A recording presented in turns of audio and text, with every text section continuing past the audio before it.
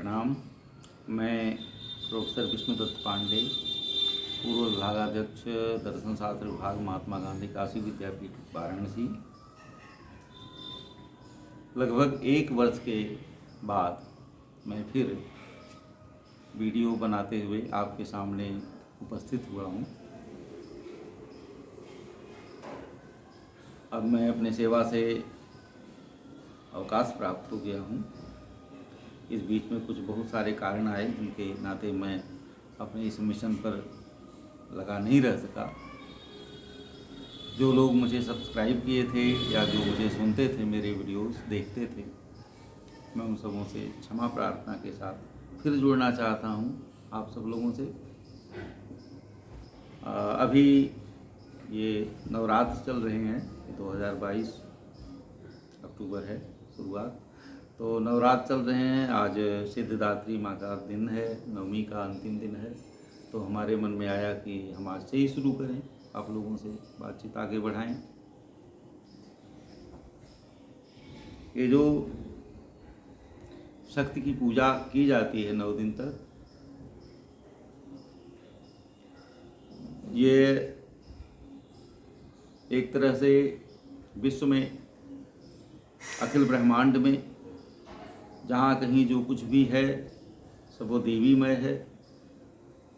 अहम शून्यम चा शून्यम च, देवी कहती हैं कि मैं ही ब्रह्म हूँ। अहम ब्रह्म स्वरूपिणी मत्तः प्रकृति पुरुषात्मकम जगत शून्यम चा शून्यम च, अहम आनंद आनंद हूँ, अहम विज्ञाना विज्ञाने, मैं ही आनंद हूँ, मैं ही अनानंद हूँ, मैं ही सब कुछ हूँ। तो सर्वत्र मैं ही हूँ, सर्वरूप मयि देवी, सर्वम देवी मयम जगत, अतो हम विश्वरूपाम ताम नमामि परमेश्वरीम। ये 9 दिन उन्हीं दुर्गा की उपासना के दिन हैं। 9 दिन प्रायः हम लोग 9 देवियों की पूजा करते हैं। दुर्गा सप्तशती मार्कंडेय पुराण में जो है, जहाँ से ली गई है, तो उसमें दुर्गा के 9 रूपों का वर्णन है कि प्रथम शैलपुत्री च, द्वितीयम ब्रह्मचारिणी, तृतीयम चंद्रघंटेति, कुष्मांडेति, चतुर्थम पंचमम स्कंदमातेति, षष्ठम कात्यायनीति च, सप्तमम कालरात्रिति, महागौरीति चाष्टमम। और ये देवी का जो रूप है, 8वें दिन महागौरी के रूप में पूजी जाती हैं और आज 9वें दिन सिद्धिदात्री के रूप में पूर्ण विकास का प्रतिनिधित्व करती हैं। और ये जो विकास का क्रम है, ये एक तरह से मातृत्व के विकास का क्रम है। जैसा कि दुर्गा सप्तशती में ही कहा गया है कि जा देवी सर्वभूतेषु मातृरूपेण संस्थिता, नमस्तस्यै नमस्तस्यै नमस्तस्यै नमो नमः। तो मातृरूपेण संस्थिता, हे देवी तुम सभी प्राणियों में माता के रूप में स्थित हो, मातृशक्ति के रूप में स्थित हो। यहाँ पर मुझे 2 बातें समझ में आ रही हैं जो आप लोगों से शेयर करनी चाहिए। एक तो ये है कि माँ, संकीर्ण अर्थ में हम देखें तो स्त्री शक्ति जो है वही माँ बनती है। दुर्गा सप्तशती में कहा गया कि जितनी विद्याएं हैं सब मेरे ही रूप हैं, इस जगत में जितनी स्त्रियां हैं सब मेरे ही रूप हैं। विद्या समस्तास्तव देव भेदा, स्त्रियः समस्ता सकला जगत्सु। संपूर्ण जगत की सारी स्त्रियां मेरे ही रूप हैं, बहन के रूप में, माँ के रूप में, जीवन संगिनी के रूप में, जितने रूपों में हम स्त्री को देखें तो बताती हैं दुर्गा जी के सब मेरा ही रूप है, विभिन्न रूपों से मैं तुम्हारे इर्द गिर्द ही हूँ। सर्वम देवी मयम जगत। तो ये जो 9 दिन की 9 दुर्गा की पूजा की जाती है, इसमें आप देखेंगे तो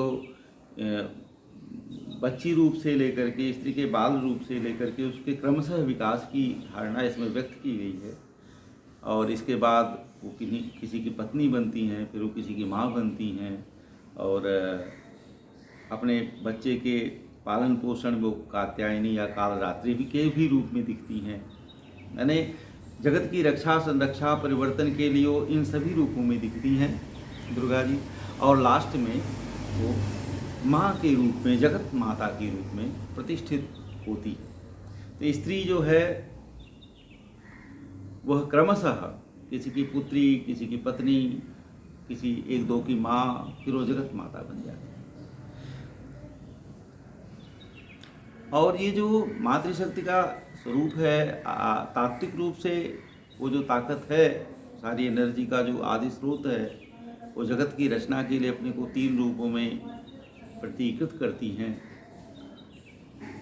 जगत की रचना के लिए ब्रह्माणी, ब्रह्मा के अधिष्ठान स्वरूप हैं, और वैष्णवी हैं, इसके बाद रुद्राणी हैं या पार्वती हैं।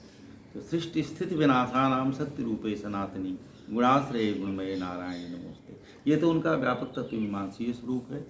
अभी तुरंत हमारे आमने सामने वो स्त्री के रूप में हमें दिखाई देती हैं। स्त्री समस्ता सकला जगत्सु, और स्त्री का जो विकास का क्रम है, जो नव दुर्गा के रूप में प्रतीकबद्ध किया गया है, वो मातृत्व की तरफ विकास का स्वरूप है। पहले एक दूसरे की माँ स्कंद मातेति, पहले जय गजवदन षडानन माता, फिर विश्व जननी दामिनी दुति गाता, फिर आप विश्व जननी बन जाती हो, और तब आप अपने पूर्ण सुंदर स्वरूप में शोभायमान होती हो, दामिनी दुति गाता तब आपका हो जाता है। ये परिकल्पना है। यहाँ पर ही मुझे जो कहना है वो ये कहना है, ये तो आदिशक्ति का स्त्री के रूप में हम मातृत्व का विकास का वो किए कि व्याख्या करने का कोशिश हुई है।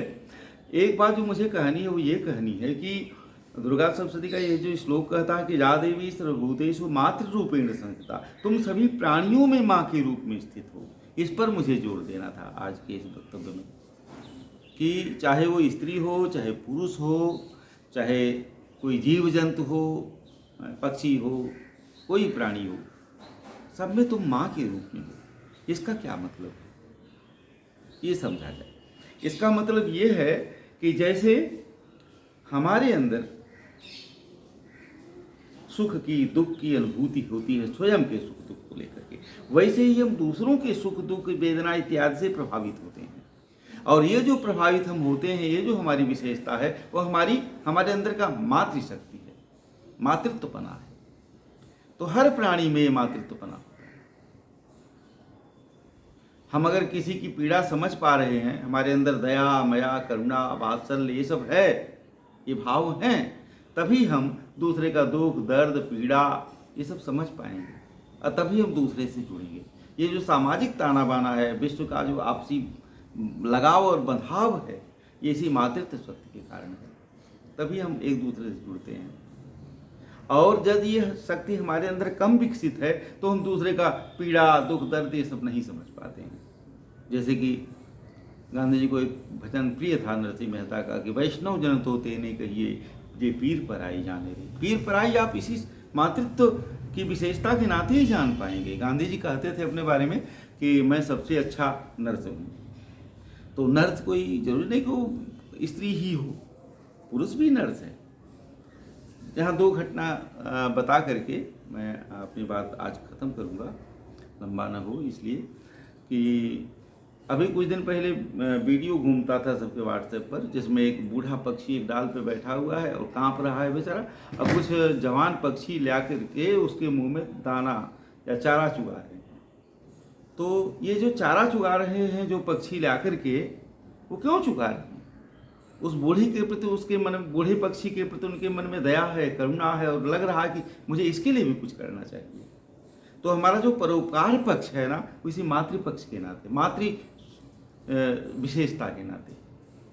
ऐसे अभी कुछ दिन पहले एक समाचार हम कहीं पढ़े थे कि जापान में किसी ने 5-6 साल पहले का बना हुआ एक मकान लिया और उसका फिर से अपने ढंग से मॉडरेशन करने लगे। तो वहाँ तो लकड़ी उकड़ी के मकान बनते हैं, तो जब वो अपना मकान खोल के उसको नए ढंग से बना रहे थे, तो उसमें उन्होंने देखा कि एक छिपकली है कहीं, और उसके एक पैर में एक कील चुभ गई है, और उसी में दबी पड़ी है दरार में, प्लाईवुड के दरार में। उनको बड़ा आश्चर्य हुआ कि जब का ये मकान बना होगा तब का ये चुभी होगी इसकी कील, तब का ये पड़ी होगी, और मकान मालिक जिससे हम खरीदे हैं इसको तो 5-6 साल पहले का बता रहा था। तो 5-6 साल इसका भरण पोषण कैसे हुआ, कैसे जीवित है? इसको तो कंकाल हो जाना चाहिए छिपकली को। फिर उसको तजवीजने में लग गए कि जीवित कैसे रहती है। तो उनको पता चला कि अन्य छिपकलियाँ उसका पता लगा ली हैं कि कहाँ पर वो फंसी हुई है, उसको ले आकर के दाना चुगा जाती है, चारा चुगा जाती है। ये सब क्या है? ये मातृत्व की भावना तो हम सब में देखते हैं, यहाँ तक कि वनस्पतियों तक में भी दिखती है। तो हमारे अंदर ये मातृत्व शक्ति का, मातृत्व की भावना का विकास हो और जगत जो है एक दूसरे की सुख दुख पीड़ा सहानुभूति महसूस कर सके, अनुभव कर सके, हमारी यह प्रवृत्ति बढ़े, इस कामना के साथ हम आज यहीं पे समाप्त करते हैं। प्रणाम।